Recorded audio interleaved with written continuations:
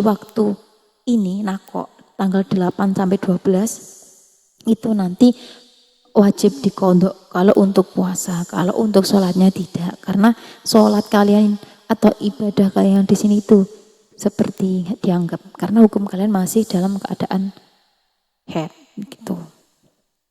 Itu kalau penghitungan kita secara qaul sahbi. Tapi ketika nanti diri kalian atau di lingkungan kalian memiliki iktikad yang lain, misal seperti di pertemuan yang awal ada yang menanyakan tentang masalah haid ini, antara madhab dia dan madhab yang saya bahas selama ini itu ada perbedaan. Kalau menurut saya silakan kalian mengikuti iktikad kalian masing-masing atau madhab yang kalian ikuti. Jadi kalau tentang haid seperti ini atau tentang ubudiyah atau tentang ibadah seperti ini, ketika kalian taklid atau mengikuti satu madhab, menurut madhab kalian seperti ini, otomatis untuk hal-hal selanjutnya atau perintilan-perintilan yang lain, ibarat kata seperti hal-hal kecil yang menyongsong untuk tentang ibadah itu, maka juga mengikuti madhab kalian. Jika haid kalian atau sholat kalian mengikuti madhab, misal madhab A gitu, otomatis nanti hukum-hukumnya kalian juga akan mengikuti madhab A. Kalau memang madhab yang pelajaran atau pengetahuan yang saya bahas ini menurut kalian mengikuti madhab B atau madhab yang lain dari madhab yang kalian ikuti gitu. Kalau menurut saya mending seperti itu, mengikuti iktikad kalian. Jika ketika kalian selama ini mengikuti iktikadnya qaulati, yang mana menganggap bersih, suci, menganggap keluar darah haid, itu terserah dengan kalian. Semua hukum dikembalikan dengan kalian masing-masing. Untuk pembelajaran bersama ini, saya menyampaikan apa yang telah saya ketahui berdasarkan dasar-dasar hukum yang saya ketahui, seperti itu. Jadi kalau menurut kalian tanya pendapat saya, apa yang saya ikuti? Saya mengikuti qaul sahbi. Jadi ketika saya mengalami hal tersebut atau darah yang terputus-putus ini, maka masa nakok ini saya hukumi haid. Jadi apa yang saya lakukan, misal ini terjadi di bulan Ramadan, maka puasa itu ya saya kodok, wajib dikodok lah, karena mengikuti qaul sahbi.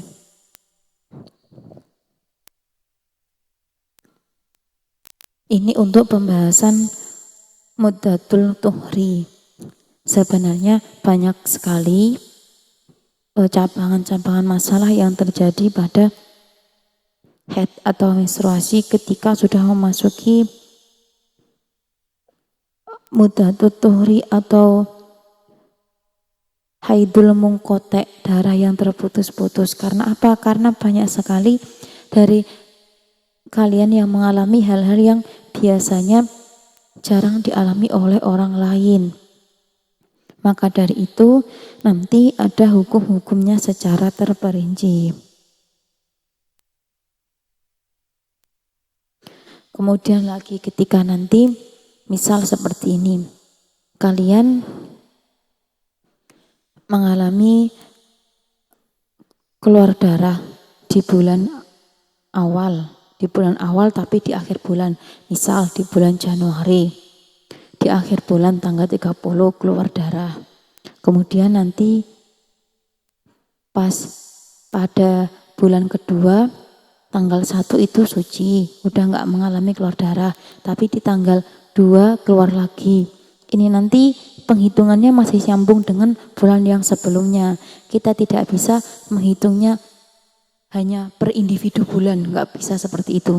Ini masih nyambung dengan bulan-bulan sebelumnya. Jadi misal keluar darahnya tanggal 28 sampai tanggal 30, kemudian di bulan Januari, kemudian udah pindah bulan di bulan Februari. Sedangkan di bulan Februari suci sampai tanggal 7, nanti tanggal 8 keluar lagi sampai tanggal 10. Maka ini nanti penghitungannya masih nyambung sampai dengan bulan sebelumnya. Misal keluarnya lagi sampai tanggal 15, ini tidak bisa dikatakan dengan haid yang tanggal 1 sampai 15 di bulan Februari. Karena apa? Karena penghitungan ini masih nyambung dengan tanggal 28, 29 dan 30 di bulan Januari. Otomatis ini sudah melebihi batas maksimalnya haid. Jadi ini nanti harinya sudah bisa dianggap istihadah. Tergolong nanti kalian memasuki hukum istihadah yang mana, yang muqtadah atau mubtadah. Nanti ada terperinci sendiri hukum-hukumnya.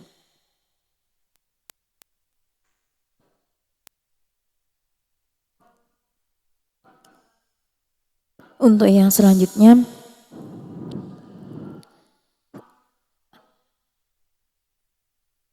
akan menjelaskan, tadi sudah saya jelaskan tentang penghitungan damul mungkote atau darah secara terputus. Sekarang memasuki perincian penjelasan tentang bayanu kaifi hisabud damil mungkote biotoriki sahbi,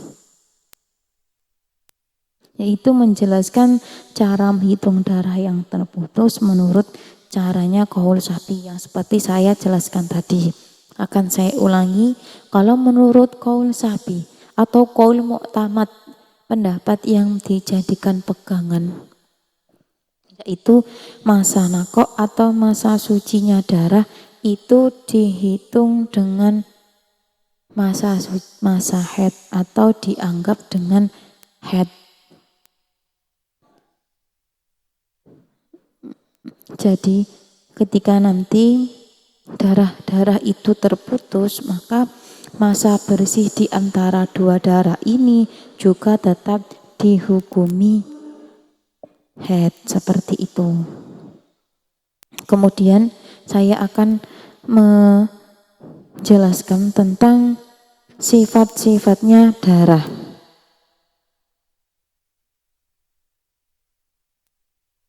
Sifat-sifatnya darah itu ada beberapa,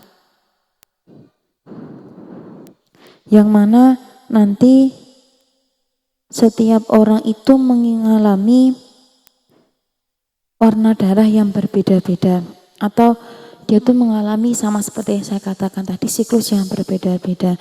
Ada kalanya orang tersebut mengalami menstruasi secara teratur, menurut pada umumnya tidak terjadi hal-hal yang biasanya jarang terjadi. Warna-warna dan sifat-sifatnya darah.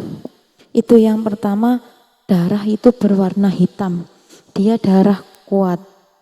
Di mana darah ini, darah yang dihukumi paling kuat, yaitu ketika darah nanti berwarna hitam, bersifat kental,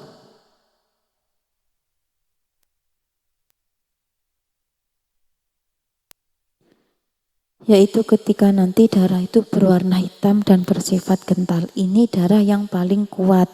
Setelah itu nanti ada darah lagi yang berwarna merah. Warna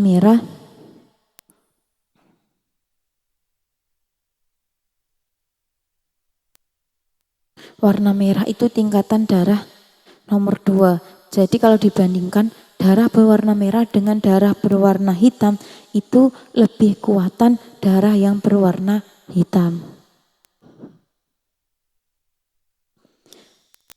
Kemudian warna darah yang selanjutnya yaitu berwarna abu-abu, kemudian warna kuning, dan selanjutnya yaitu berwarna keruh. Jadi warna darah itu ada 5.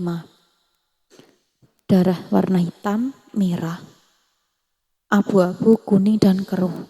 Jadi ketika nanti dibandingkan darah merah dengan darah hitam, maka hukumnya lebih kuat darah hitam. Darah merah dengan darah abu-abu, maka darah merah hukumnya lebih kuat. Jadi biasanya kalau di Risalatul Mahid itu dinamakan dengan darah qawi.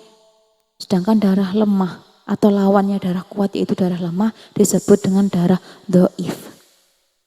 Jadi ketika nanti merah dibanding dengan kuning, maka nanti merah adalah darah qawi sedangkan kuning darah doif.